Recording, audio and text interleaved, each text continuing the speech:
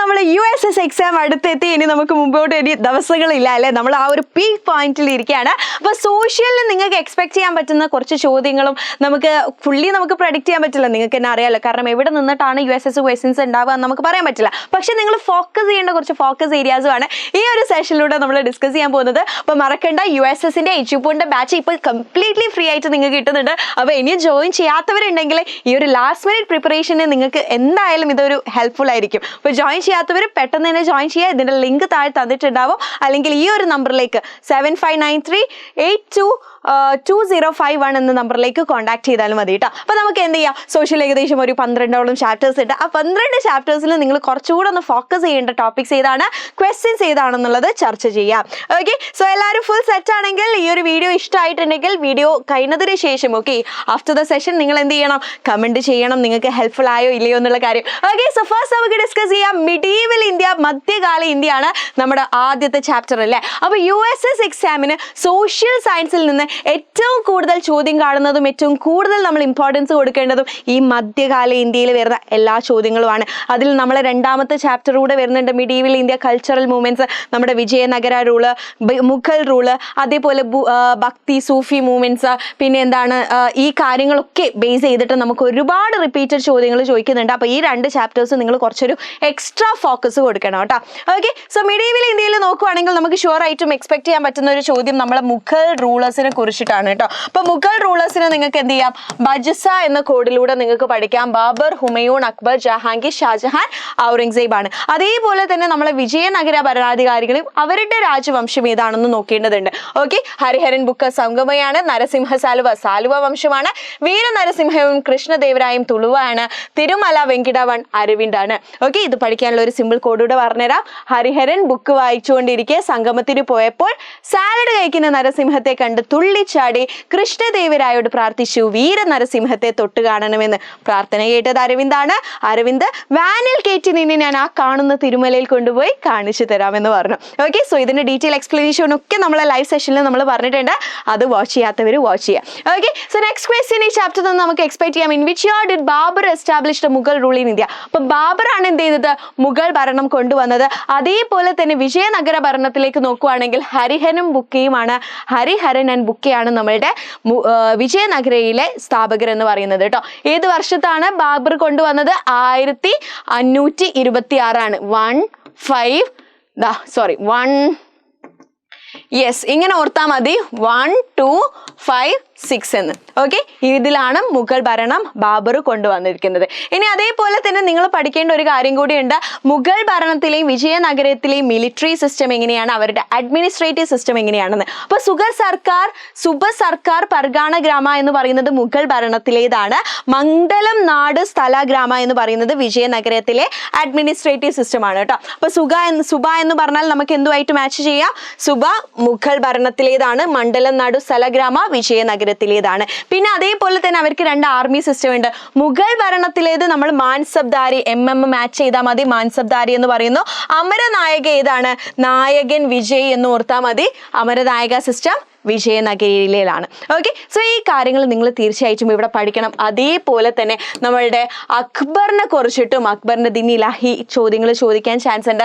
പിന്നെ അതേപോലെ അബുൽ ഫസൽ, അബുൽ ഫസലിന്റെ 2 റൈറ്റിംഗ്സ് ആയിട്ടുള്ള ഐനൈ അക്ബരി, അക്ബർ നാമ, ഇതൊക്കെ അബുൽ ഫസലിന്റെ ആണ്. അപ്പൊ ആ അക്ബർ പേര് കണ്ടിട്ട് നിങ്ങൾ പോയിട്ട് അക്ബർ ചക്രവർത്തിയെ എഴുതരുത്, അതൊക്കെ അബുൽ ഫസലിന്റെ ആണ്. ഈ കാര്യങ്ങൾ ഓർത്താൽ നമ്മുടെ ഫസ്റ്റ് ചാപ്റ്റർ സെറ്റ് ആണ്. ഓക്കെ, അങ്ങനെയാണെങ്കിൽ രണ്ടാമത്തെ ചാപ്റ്റർ മിഡീവൽ ഇന്ത്യ കൾച്ചറൽ മൂവ്മെന്റ്സിലേക്ക് നോക്കുവാണെങ്കിൽ അവിടെ നിങ്ങൾ തീർച്ചയായിട്ടും പഠിക്കേണ്ടത് ഓരോ പ്രാദേശിക ഭാഷയിലെ കൃതികൾ, അത് എഴുതിയതാരാണ്, ആ കൃതിയുടെ പേര് ഏതാണ്, ഭാഷ ഏതാണെന്നുള്ള കാര്യങ്ങളാണ് കേട്ടോ. അപ്പൊ ഈ ഒരു ടേബിൾ മക്കൾ എന്തായാലും പഠിച്ചു വെക്കണം, വളരെ ഇമ്പോർട്ടൻ്റ് ആണ്.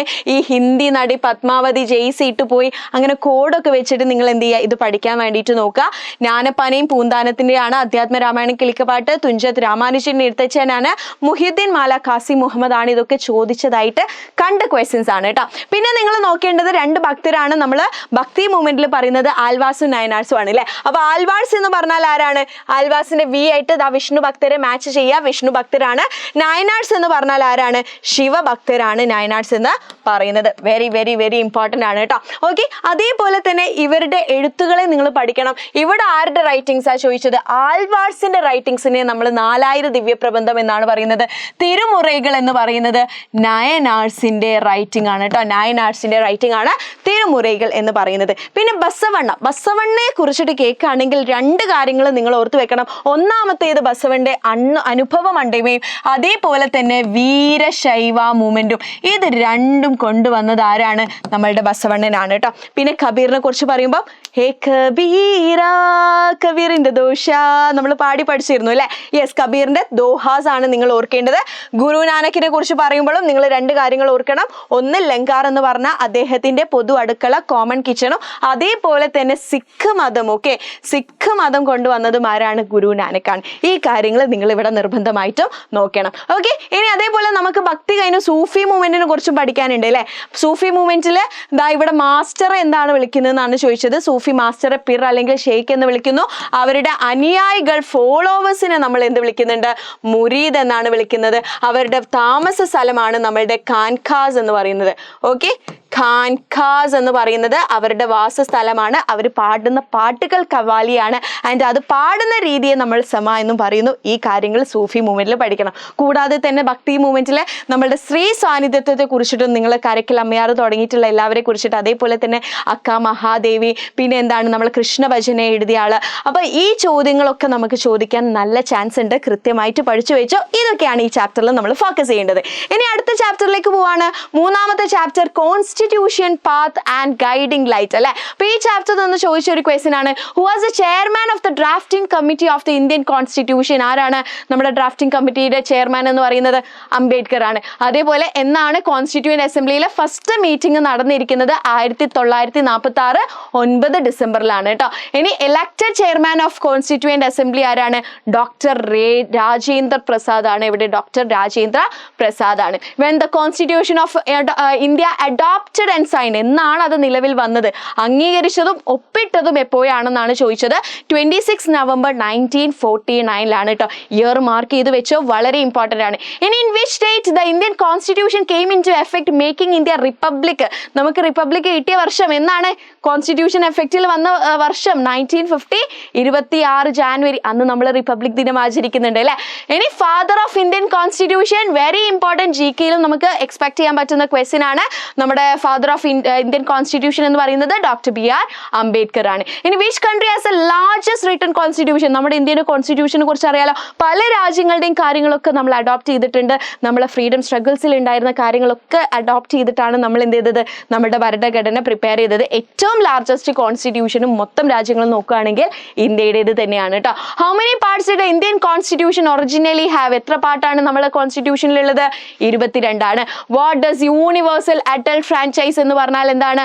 Right to vote for all adults who meet an age requirement. 18 വയസ്സുള്ള എല്ലാവർക്കും വോട്ട് ചെയ്യാനുള്ള ആ ഒരു വോട്ട് അവകാശത്തെയാണ് നമ്മൾ യൂണിവേഴ്സൽ അഡൽട്ട് ഫ്രാഞ്ചൈസ് എന്ന് പറയുന്നത്. ഓക്കെ, വളരെ ഇമ്പോർട്ടന്റ് ആയിട്ടുള്ള ക്വസ്റ്റ്യൻ ആണ് കേട്ടോ. ഇതാണ് ആൻസർ.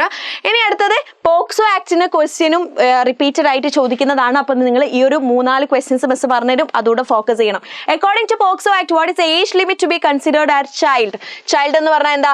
18 വയസ്സിൽ താഴെയുള്ള ആൾക്കാരെയാണ് ചൈൽഡ് ആയിട്ട് പോക്സോ ആക്ടിൽ കൺസിഡർ ചെയ്യുന്നത്. Who are the officers designated to handle POCSO cases?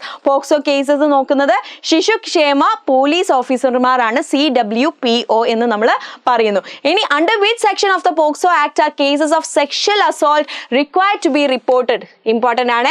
POCSO നിയമത്തിൽ ഏത് വകുപ്പ് പ്രകാരമാണ് ലൈംഗികാതിക്രമ കേസുകൾ റിപ്പോർട്ട് ചെയ്യേണ്ടത്? സെക്ഷൻ 19 കേട്ടോ. 19 പ്രകാരമാണ് റിപ്പോർട്ട് ചെയ്യേണ്ടത്. ഇനി ഏത് അമെൻമെന്റിലാണ് എഡ്യൂക്കേഷൻ നമ്മുടെ ഫണ്ടമെന്റൽ റൈറ്റ് ആയിട്ട് പ്രഖ്യാപിച്ചത്? 86ാമത്തതാണ്. ഇതും വളരെ ഇമ്പോർട്ടന്റ് ആയിട്ടുള്ള ഒരു ചോദ്യമാണ്. പിന്നെ panchayat raj and municipal corporation act were introduce through which അമെൻമെന്റ്? ഏത് അമെൻമെന്റിൽ വന്നതാ? 73rd 74th അമെൻമെന്റ്, അതും വളരെ ഇമ്പോർട്ടന്റ് ആണ്. ആ അമെൻമെന്റിലുള്ള ബാക്കി ഡീറ്റെയിൽസ് കൂടെ മക്കൾ നോക്കി വെക്കണം. ഓക്കെ, സോ ഇത്രയും കാര്യങ്ങളാണ് ഈ കോൺസ്റ്റിറ്റ്യൂഷൻ എന്ന ചാപ്റ്ററിൽ നോക്കാനുള്ളത്. 4ാമത്തെ ചാപ്റ്ററിൽ കടക്കുമ്പോൾ ഫ്രം ഇൻജസ്റ്റിസ് ടു ജസ്റ്റിസ്, അനീതിയിൽ നിന്ന് നീതിയിലേക്ക് എന്ന ചാപ്റ്ററിൽ നമുക്ക് ഡിസ്കസ് ചെയ്യാനുള്ള ക്വസ്റ്റ്യൻസ് നോക്കാം. Which one is known marginalised, അല്ലെ, അരിക്കുവൽക്കരണത്തിൽ പെടാത്തത് ഏതാണ്? ഓക്കെ, പെടാത്തത് ഏതാണെന്നാണ് ചോദ്യം. അപ്പൊ ഇവിടെ കറക്റ്റ് ആൻസർ എന്ന് പറയുന്നത് ഏതാണ്? യെസ്, വിദ്യാഭ്യാസത്തെ സാമൂഹിക പരിവർത്തനത്തിനുള്ള ഒരു ഉപാധി എന്ന തിരിച്ചറിയൽ, recognition of education as a tool for social transformation ആണ് കറക്റ്റ് ആയിട്ടുള്ള ആൻസർ എന്ന് പറയുന്നത്. ഇനി അടുത്ത person who created the background for social reformation, കേരളത്തിലെ സാമൂഹ്യ പരിഷ്കരണത്തിനുള്ള പശ്ചാത്തലം ഒരുക്കിയത് ആരാണ്? ചട്ടമ്പി സ്വാമികളാണ് ഒരുക്കിയിരുന്നത്. ഇനി അടുത്തത് ലിംഗ പദവിയുമായി ബന്ധപ്പെട്ട അരിക്കുവൽക്കരണം സംഭവിച്ച സാമൂഹിക വിഭാഗം ആരാണ്? നമ്മളുടെ ട്രാൻസ്ജെൻഡേഴ്സ് ആണ് കേട്ടോ. ഇനി first woman to graduate in medicine in Kerala. Okay, കേരളത്തിൽ വൈദ്യശാസ്ത്രത്തിൽ ബിരുദം നേടിയ ആദ്യത്തെ വനിത GK-യിലും നമുക്ക് ചോദിക്കാൻ ചാൻസ് ഉണ്ട്.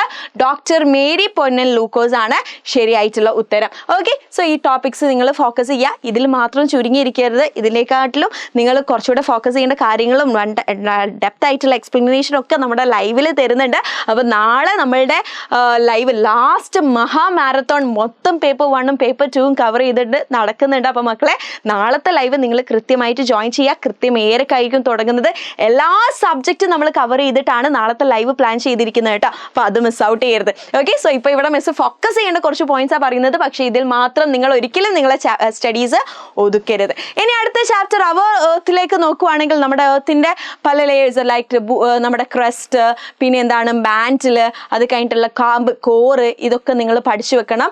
Okay, so which of the following statement about the earth's interior are correct? ഏതാണ് ശരി എന്നുള്ള സ്റ്റേറ്റ്മെന്റ് ടൈപ്പ് ക്വസ്റ്റ്യൻ ആണ് കണ്ടിരിക്കുന്നത്. അപ്പൊ statement question, assertion reason question, match the following question ഒക്കെ പുതിയ പാറ്റേണിൽ നമുക്ക് ചോദിക്കാൻ ചാൻസ് ഉള്ളതാണ് കേട്ടോ. ഓക്കെ, യെസ്, അപ്പൊ ഇവിടെ ശരിയായിട്ടുള്ള സ്റ്റേറ്റ്മെന്റ് ഏതാണെന്ന് ചോദിച്ചാൽ ഇവിടെ ചോദിച്ചത് വിച്ച് സ്റ്റേറ്റ്മെന്റ് ആർ കറക്റ്റ് എന്നാണ് കേട്ടോ. Yes, crust is outermost solid part of the earth. അതേപോലെ തന്നെ outer core is in solid state, തെറ്റാണ്. The mantle extend to up to about 2900 kilometres, അല്ലെ. അപ്പൊ 1ഉം 3ഉം ശരിയാണെന്ന് പറയാം. ആ ഓപ്ഷൻസ് എവിടെയാണ് വരുന്നത്? ഓപ്ഷൻ എ ആണ് കറക്റ്റ് ആയിട്ടുള്ള ആൻസർ എന്ന് പറയുന്നത്. ഓക്കെ, സോ ഓരോന്നും പഠിച്ചു വെച്ചോ. എന്താണ് മാന്റിൽ, എന്താണ് ക്രസ്റ്റ്, എന്താണ് കോർ എന്നുള്ള കാര്യം ഡീറ്റെയിൽ ആയിട്ട് പഠിച്ചു വെക്കുക. വളരെ ഇമ്പോർട്ടന്റ് ആണ്. ഓക്കെ, ഇനി അടുത്തത് എന്താ? അടുത്തൊരു ചോദ്യം നോക്കിയേ. Yes, what is earth's core primarily made of? എന്തുകൊണ്ടാണ് ഉണ്ടാക്കിയത്? അയേൺ ആൻഡ് നിക്കൽ കൊണ്ടിട്ടാണ്, അല്ലെ. ഇരുമ്പും നിക്കലും കൊണ്ടിട്ടാണ് ഉണ്ടാക്കിയിരിക്കുന്നത്. Which part of the earth's core is liquid ആയിട്ടുള്ളത്, ദ്രവരൂപത്തിലുള്ളത് ഏത് ഭാഗമാണ്? ഭൂമിയുടെ ഔട്ടർ കോർ ആണ്, പുറക്കാമ്പാണ് ഈ ഒരു ലിക്വിഡ് ഫോമിൽ കാണാൻ പറ്റുന്നത്. നെക്സ്റ്റ്, ശിലാമണ്ഡലത്തിൽ ഏത് 2 പാളികൾ ഉൾപ്പെടുന്നു? The lithosphere includes which 2 layers? ഏതൊക്കെയാണ്? ക്രസ്റ്റും അതേപോലെ മാന്റിലുമാണ് കേട്ടോ. യെസ്, ഏതാണ്? ഭൂവൽക്കവും ഉപരി മാന്റിലുമാണ് ഉൾപ്പെടുന്നത്. ഇനി അടുത്ത, what is a solid part of earth's core called? എന്താണ് ഭൂമിയുടെ കാമ്പിലെ ഖരഭാഗത്തെ നമ്മൾ വിളിക്കുന്നത്? അതിനെയാണ് നമ്മൾ അകക്കാമ്പ്, ഇന്നർ കോർ. അകക്കാമ്പ്, ഔട്ടർ കോർ, ഇന്നർ കോറും പഠിച്ചു വെച്ചോ. ചോദ്യം നമുക്ക് പ്രതീക്ഷിക്കാം. Which gas is the most abundant in earth's atmosphere? ഏതാണ് ഏറ്റവും കൂടുതൽ നമുക്ക് കാണാൻ പറ്റുന്നത്? യെസ്, നൈട്രജൻ ആണ്, അല്ലെ. ഏറ്റവും കൂടുതൽ കാണാൻ പറ്റുന്നത് നൈട്രജൻ ആണ്. ഓക്കെ, അതേപോലെ ഇതൂടെ നിങ്ങൾ അറ്റ്മോസ്ഫിയറിന്റെ ഡിഫറെന്റ് ലേയേഴ്സ്, നമ്മുടെ ട്രോപ്പോസ്ഫിയർ, സ്ട്രാറ്റോസ്ഫിയർ, മീസോസ്ഫിയർ, തെർമോസ്ഫിയർ, എക്സോസ്ഫിയറിനെ കുറിച്ചിട്ട് കൃത്യമായിട്ട് പഠിച്ചു വെക്കുക. ഇത് ബേസ് ചെയ്തിട്ടും ചോദ്യങ്ങൾ നമ്മൾ കാണുന്നുണ്ട് കേട്ടോ. ഓക്കെ, സോ ട്രോപ്പോസ്ഫിയർ എന്താണെന്നുള്ളത് ക്ലിയർ ആയിട്ടുള്ള എക്സ്പ്ലനേഷൻ നിങ്ങൾക്ക് തന്നിട്ടുണ്ട്. ഏറ്റവും lower layer of the atmosphere ആണ്.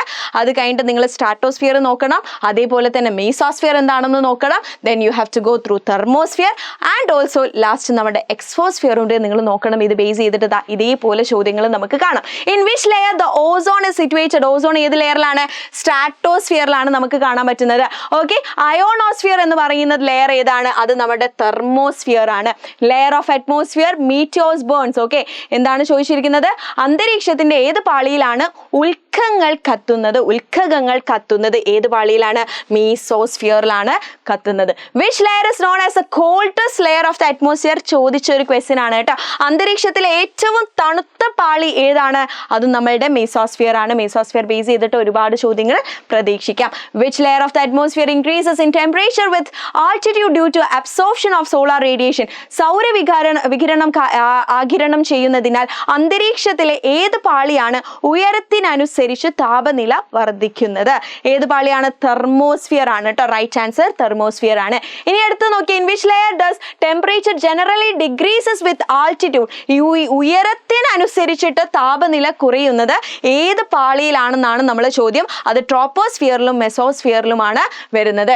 ഇനി അടുത്ത വീണ്ടും സ്റ്റേറ്റ്മെന്റ് ക്വസ്റ്റ്യൻ ആണ്. Identify the correct features of troposphere. അപ്പോൾ ട്രോപ്പോസ്ഫിയറിന്റെ, മീസോസ്ഫിയറിന്റെ, വെക്സോസ്ഫിയറിന്റെ, സ്ട്രാറ്റോസ്ഫിയറിന്റെ ഒക്കെ ഫീച്ചേഴ്സ് നിങ്ങൾ പഠിച്ചു വെക്കണം കേട്ടോ. ഓക്കെ, സോ ഇവിടെ നമുക്ക് ശരിയായിട്ടുള്ള ഉത്തരം ഏതാ? യെസ്, ഇവിടെ നമുക്ക് കറക്റ്റ് ആൻസർ ആയിട്ട് എന്ത് പറയാം? It is uppermost layer of the atmosphere. തെറ്റാണ്. It is average height 13 kilometre. ശരിയാണ്. അതേപോലെ weather phenomenon like rain and wind ഒക്കെ ഹിയർ അല്ലെ, മഴ, കാറ്റ് തുടങ്ങിയ അന്തരീക്ഷ പ്രതിഭാസങ്ങൾ ഇവിടെയാണ് നടക്കുന്നത്. ഇപ്പൊ 2ഉം 4ഉമാണ് വരുന്നത്. കറക്റ്റ് ആൻസർ എന്ന് പറഞ്ഞാൽ ഓപ്ഷൻ ഡി ആണ് റൈറ്റ് ആൻസർ വരുന്നത്. ഓക്കെ, ഇനി അടുത്ത ചാപ്റ്ററിലേക്ക് പോകുമ്പോൾ ഇന്ത്യൻ സബ് കോണ്ടിനെന്റിൽ എന്താണ് നമുക്ക് പഠിക്കാനുള്ളത് നോക്കാം. ഓക്കെ, സോ ഇവിടെ അഗ്രികൾച്ചർ, നമ്മുടെ ക്രോപ്പിംഗ് സീസൺസും അവിടെ ഓരോ ക്രോപ്പിംഗ് സീസണിൽ ഉണ്ടാവുന്ന മേജർ ക്രോപ്സ് ഏതാണെന്ന് കൃത്യമായിട്ട് പഠിക്കുക. ഖാരിഫ് സീസൺ, റാബി സീസൺ, സെയ്ദിൽ ഉണ്ടാവുന്ന ക്രോപ്സുകൾ നിങ്ങൾ പഠിക്കണം. ഇമ്പോർട്ടൻറ്റ്. അതേപോലെ തന്നെ ദാ ഇതിന്റെ വർഷം, ഐ മീൻ മന്തുകളും മാസങ്ങളും, ഏത് മാസമാണ് ഈ kharif season, rabi season, zaid season എന്നുള്ളത് കൃത്യമായിട്ട് പഠിക്കുക. വെരി വെരി ഇമ്പോർട്ടൻ്റ് ആണ് കേട്ടോ. ഓക്കെ, ചോദ്യം ദാ കണ്ടോ. Which of the following is A short summer cropping season in India? ഏതാണ്? സെയ്ദ് സീസൺ ആണ് അല്ലെ. In which season is kharif cropping done? Kharif വിളവെടുപ്പ് ഏത് കാലത്താണ് നടക്കുന്നത്?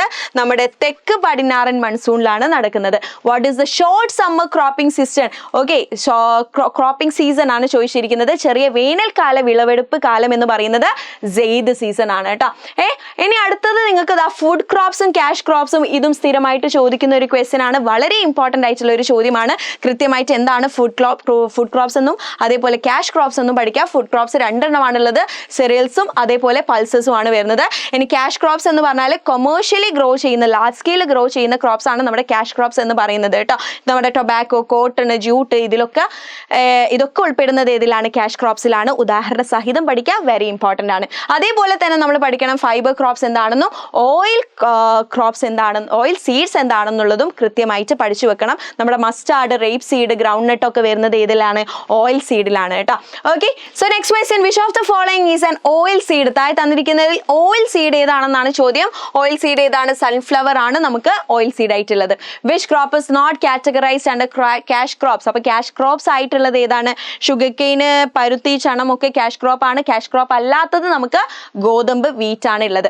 ഓക്കെ, സോ ഈ കാര്യങ്ങളൊക്കെ നിങ്ങൾ നിർബന്ധമായിട്ട് ഈ ചാപ്റ്ററിൽ നിന്ന് പഠിക്കണം. വളരെ ഇമ്പോർട്ടൻ്റ് ആയിട്ടുള്ളതാണ് കേട്ടോ. ഇനി from food production to food safety, ഈ ചാപ്റ്ററിലേക്ക് നോക്കുമ്പോൾ നമുക്ക് എന്താ പഠിക്കാനുള്ളത് നോക്കാം. Which of the following is not an achievement of the green revolution? Green റെവല്യൂഷനെ കുറിച്ചിട്ട് നിർബന്ധമായിട്ടും ഒരു ചോദ്യം ഉണ്ടാവും.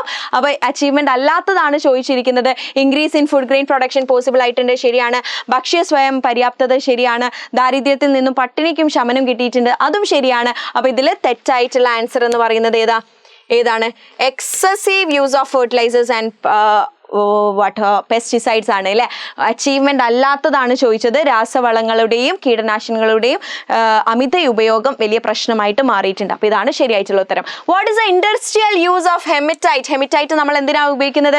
ഇരുമ്പുരുക്ക് നിർമ്മാണത്തിന് വേണ്ടിയിട്ടാണ്, അയൺ ആൻഡ് സ്റ്റീൽ മേക്കിങ്ങിന് വേണ്ടിയിട്ടാണ് ഉപയോഗിക്കുന്നത്. Who is known as a father of green revolution? Green റെവല്യൂഷന്റെ ഫാദർ എന്ന് പറയുന്നത് നോർമൻ ബോർലോഗ് ആണ് കേട്ടോ. യെസ്, ഇതേപോലെ തന്നെ ഇന്ത്യയിലെ ഗ്രീൻ റെവല്യൂഷന്റെ ഫാദർ ആരാണെന്ന് ചോദിക്കും. അത് നമ്മളുടെ ഡോക്ടർ MS സ്വാമിനാഥൻ ആണ്. പഠിച്ചു വെച്ചോ, ഇമ്പോർട്ടന്റ് ആണ്. ഓക്കെ, ഇനി in which year did Norman Borlaug receive the Nobel prize? Nobel prize കിട്ടിയത് ഏത് വർഷമാണ്? 1970 നോർമൻ ബോർലോഗിന് നോബൽ പ്രൈസ് കിട്ടിയിരിക്കുന്നത്. ഓക്കെ, ഇനി അടുത്ത ചാപ്റ്ററിലേക്ക് നമ്മൾ പോവാണ്. പവർ ടു ദ പീപ്പിളിൽ നമുക്ക് നോക്കാം എന്തൊക്കെയാണ് നോക്കേണ്ടത്. So what does Gandhiji's ideas of ഗ്രാമ സ്വരാജ് എംഫസൈസ്? എന്തിനെ കുറിച്ചിട്ടാണ് പറയുന്നത്? സെൽഫ് ഗവേണിംഗ് ബോഡീസിനെ കുറിച്ചിട്ട്, സ്വയം ഭരണ സ്ഥാപനങ്ങളെ കുറിച്ചിട്ടാണ് ഇത് എംഫസൈസ് ചെയ്യുന്നത്. ഓക്കെ, ഇനി what is meant to achieve Gandhiji's concept of ഗ്രാമ സ്വരാജ്? ഗാന്ധിജിയുടെ ഗ്രാമ സ്വരാജ് സങ്കല്പം സാക്ഷാത്കരിക്കാനുള്ള മാർഗം ഏതാണെന്നാണ് ചോദ്യം. എങ്ങനെയാണ് നമുക്ക് സാക്ഷാത്കരിക്കാൻ പറ്റുന്നത്? അധികാര വികേന്ദ്രീകരണം അല്ലെ, ഡീസെൻട്രലൈസേഷൻ ഓഫ് പവറിലൂടെയാണ്. ഇനി which article of Indian constitution refers to the formation of panchayat? പഞ്ചായത്തുകളുടെ രൂപീകരണം ഏത് ആർട്ടിക്കിൾ ആണ്?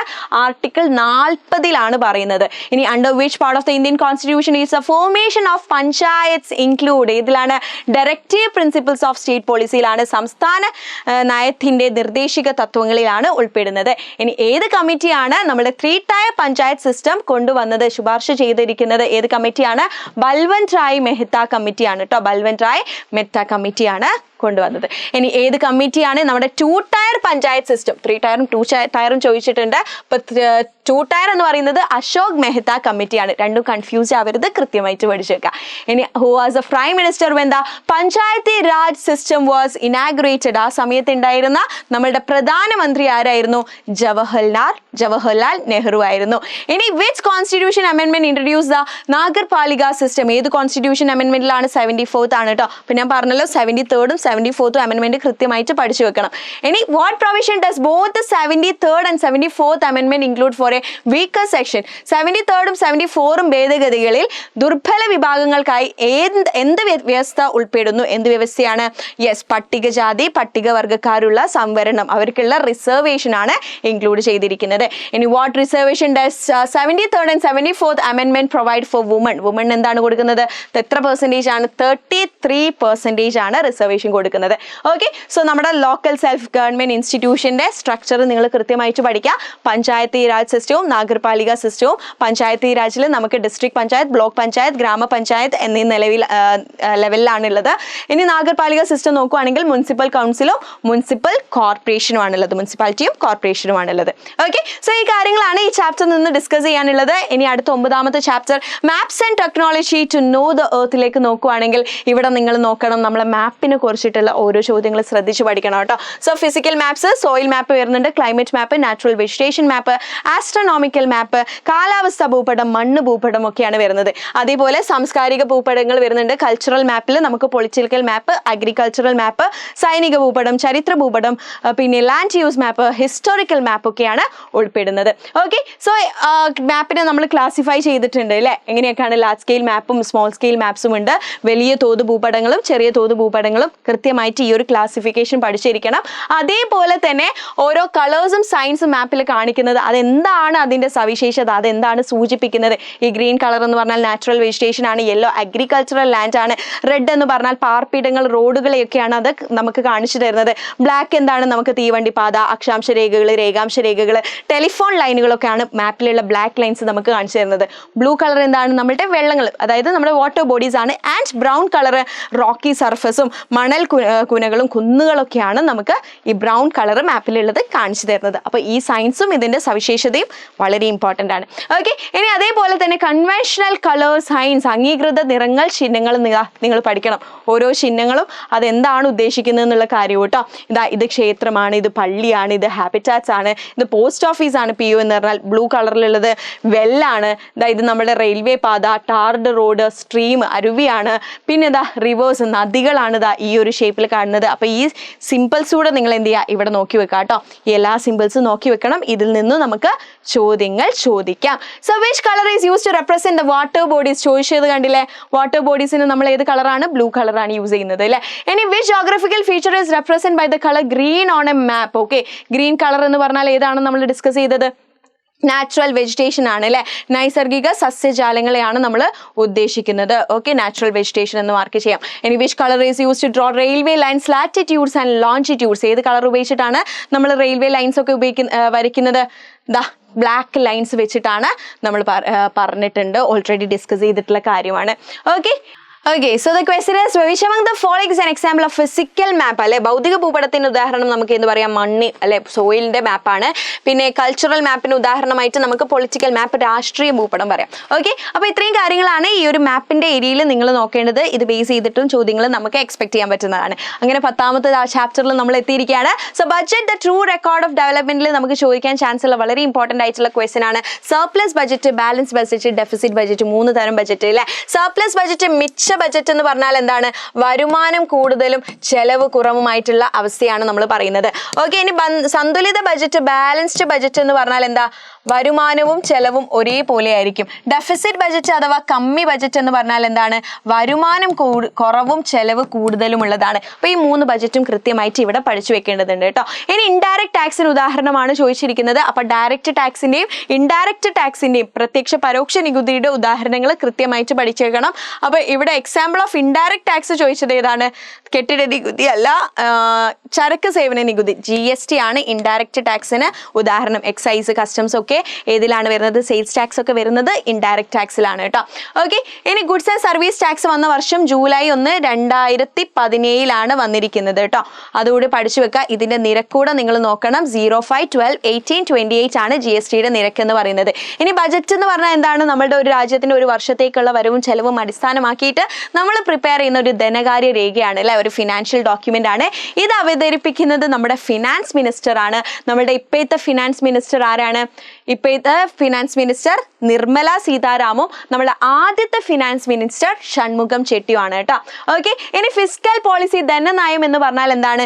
ഗവൺമെന്റിന്റെ ചെലവും വരവും എല്ലാം മനസ്സിലാക്കി, കടങ്ങളും മനസ്സിലാക്കിയിട്ട് ഒരു പ്ലാൻ പ്രിപ്പയർ ചെയ്യുന്നുണ്ട്. അതിനെയാണ് നമ്മൾ സർക്കാർ നയം, ഫിസ്ക്കൽ പോളിസി എന്ന് പറയുന്നത്.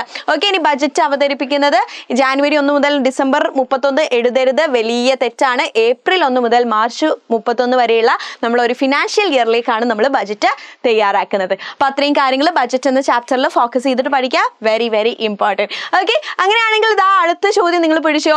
യെസ്, നമ്മുടെ ഓരോ നിയമങ്ങളിലെ നമ്മുടെ അപ്പാർത്തൈഡ് വർണ്ണ വിവേചനത്തെ കുറിച്ചൊക്കെയാണ് നമ്മൾ ഈ ചാപ്റ്ററിൽ പഠിച്ചിരിക്കുന്നത്. അപ്പൊ native pass law act, group area segregation act, population registration act, ഇത് ഓരോന്ന് എന്താണ് പറയുന്നത് നോക്കുക.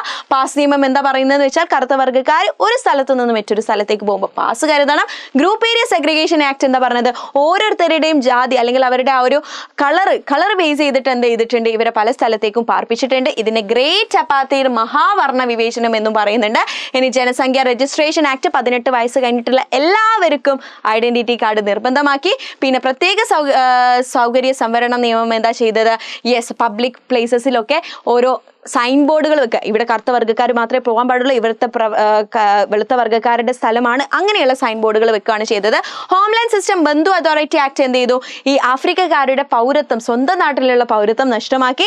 ആൻഡ് ബന്ധു എഡ്യൂക്കേഷൻ ആക്ട്, ബന്ധു വിദ്യാഭ്യാസ നിയമം പറഞ്ഞത് അവർ പരമ്പരാഗത രീതിയിലുള്ള വിദ്യാഭ്യാസം മാത്രം നേടിയാൽ മതി നമ്മളെ കറുത്ത വർഗ്ഗക്കാർ. ആ നിയമമാണ് ബന്ധു എഡ്യൂക്കേഷൻ ആക്ട് എന്ന് പറയുന്നത്. പിന്നെ ആ നോബൽ പ്രൈസ് വിന്നർ ഈ ഒരു അപ്പാർത്തൈഡിനെതിരായിട്ട് കിട്ടിയത് നമ്മളുടെ നെൽസൺ മണ്ടേലയ്ക്കും ഡെസ്മണ്ട് ടൂട്ടുവിനും ആണ്. ഇത് കൃത്യമായിട്ട് പഠിക്കണം. അതോടൊപ്പം തന്നെ ഇവിടുത്തെ ഏറ്റവും പ്രധാന സിറ്റി നമ്മുടെ കേപ്പ് ടൗൺ ആണെന്നുള്ള കാര്യവും ഗാന്ധിജിയുടെ ഒരു ന്യൂസ് പേപ്പർ ഉണ്ടായിരുന്നു. അത് ഏതാണെന്ന് നിങ്ങൾ ഈ വീഡിയോ കണ്ടതിന് ശേഷം താഴെ കമന്റ് ബോക്സിൽ കമന്റ് ചെയ്യുക കേട്ടോ. അതുകൂടി ഇമ്പോർട്ടൻ്റ് ആണ്.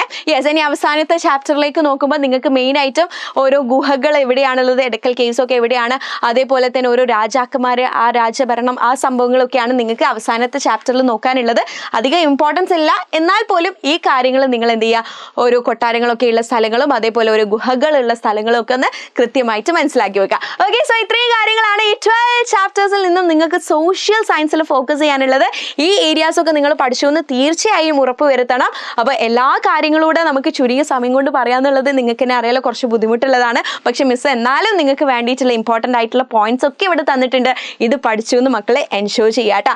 ഓക്കെ, അപ്പോൾ മറക്കണ്ട, ഇതിൻ്റെയൊക്കെ ഒരു ഡീറ്റെയിൽ സെഷനുമായിട്ട് നമ്മളിതാ നാളെ വീണ്ടും കാണും വിത്ത് 101 ഷുവർ ക്വസ്റ്റ്യൻസ്. നിങ്ങൾക്ക് ഇതാ എക്സാമിനേക്ക് സെറ്റ് ആക്കാനുള്ള എല്ലാ ക്വസ്റ്റ്യൻസും പറഞ്ഞുകൊണ്ട് നിങ്ങളെ ഹെൽപ്പ് ചെയ്യുന്ന രീതിയിലുള്ള ഒരു അടിപൊളി ലൈവ് സെഷൻ നാളെ കൃത്യം ഏറെക്ക് നമുക്ക് നമ്മളുടെ ചാനലിൽ 25th ഫെബ്രുവരി വെനസ്ഡേ നമുക്ക് നടക്കുന്നുണ്ട്. നാളെയാണ്, മറക്കണ്ട. കൃത്യസമയത്ത് തന്നെ ചാനലിൽ ജോയിൻ ചെയ്യുക, അവസാനം വരെ ഇരിക്കുക. എല്ലാ സബ്ജക്റ്റും, മാത്സ് തുടങ്ങി മലയാളം വരെയുള്ള എല്ലാ സബ്ജക്റ്റും, basic science, English, then social science എല്ലാം നിങ്ങൾക്ക് നാളത്തെ ഒരൊറ്റ ലൈവിൽ നമ്മൾ ഇമ്പോർട്ടൻ്റ് ഏരിയാസ് ഒക്കെ ഫോക്കസ് ചെയ്തിട്ട് പറഞ്ഞു തരുന്നതാണ്. അപ്പോൾ മിസ് ഔട്ട് ചെയ്യരുത്. ഈ ഒരു വീഡിയോ നിങ്ങൾക്ക് ഹെൽപ്ഫുൾ ആയിട്ടുണ്ടെങ്കിൽ താഴെ കമൻറ്റ് ബോക്സിൽ നിങ്ങളുടെ അഭിപ്രായങ്ങൾ അറിയിക്കുക. അപ്പോൾ മക്കളെല്ലാവരും സൂപ്പർ ആയിട്ടിരിക്കുക. നമ്മൾ പഠിക്കാനുള്ളതൊക്കെ പഠിച്ചു കഴിഞ്ഞു. നമ്മൾക്ക് കഴിയുന്ന രീതിയിൽ ഏറ്റവും ബെസ്റ്റ് ആയിട്ട് നമ്മൾ എഫേർട്ട് എടുത്തിട്ടുണ്ട്. അപ്പോൾ നമ്മൾ എഫേർട്ട് എടുത്തിട്ടുണ്ടെങ്കിൽ എന്തായാലും ഒബ്വിയസ്ലി അതിനൊരു റിസൾട്ട് കൂടെ ഉണ്ടാവും. ദൈവം ഇത് കാണാതെ പോവില്ല കേട്ടോ. അപ്പോൾ ഫുള്ളി കോൺഫിഡൻ്റ് ആയിട്ട് ഇരിക്കുക, നമുക്ക് പറ്റുമെന്ന് പറയാം. എല്ലാവരും ചാറ്റ് ബോക്സിൽ ഐ ക്യാൻ എന്ന് കമൻറ്റ് ചെയ്യുക. നിങ്ങൾ സ്ട്രോങ് ആയിട്ട് നിങ്ങൾ ഇത് കിട്ടണമെന്ന് അത്രയും ആഗ്രഹിക്കുന്നുണ്ടെങ്കിൽ എല്ലാവരും താഴെ കമൻറ്റ് ബോക്സിൽ കമൻറ്റ് ചെയ്യുക. മാക്സിമം ഈ വീഡിയോ ഫ്രണ്ട്സിനൂടെ ഷെയർ ചെയ്യുക. ലൈക്ക് ചെയ്യാത്തവർ പെട്ടെന്ന് തന്നെ ലൈക്ക് കൂടെ ചെയ്യുക കേട്ടോ. അപ്പോൾ ഇനി ഒരു ടെൻഷനും വേണ്ട, നമ്മൾ ഇത് നേടിയിരിക്കും. All the very best, wish you the good luck.